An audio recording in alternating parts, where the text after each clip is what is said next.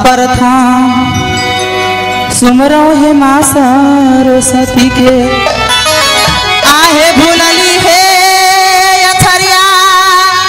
मैया है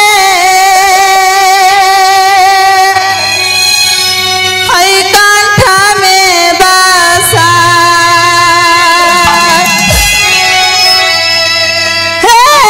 एकता नजरिया है मैया रखियो बेटिया पे है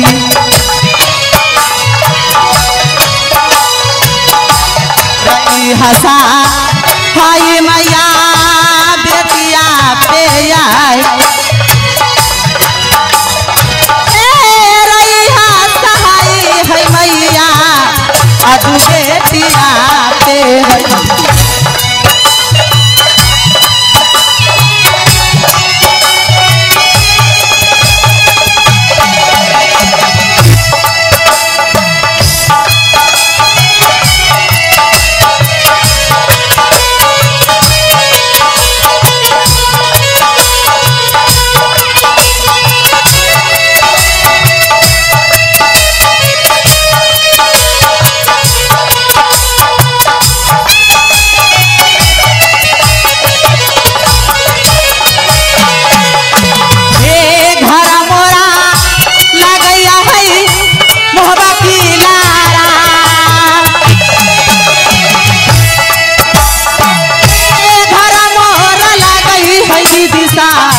राजा मोहबाने हे पिताजी के नाम श्री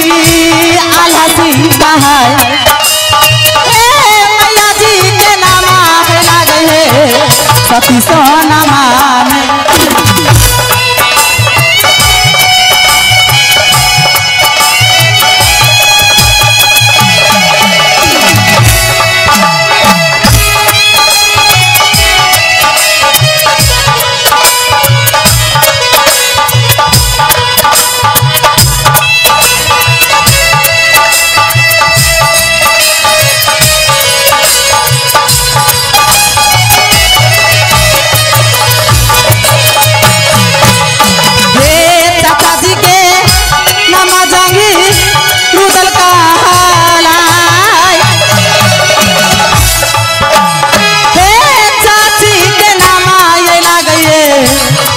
फूलबाने ए भैया के नाम आई नदल कुमार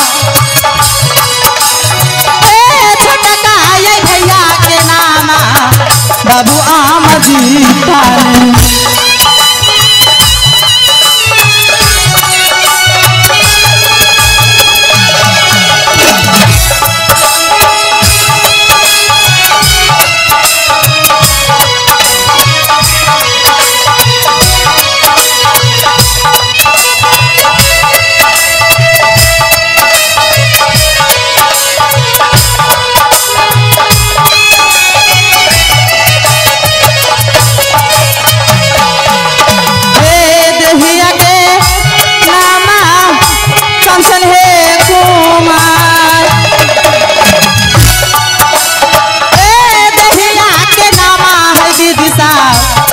चान कुमारी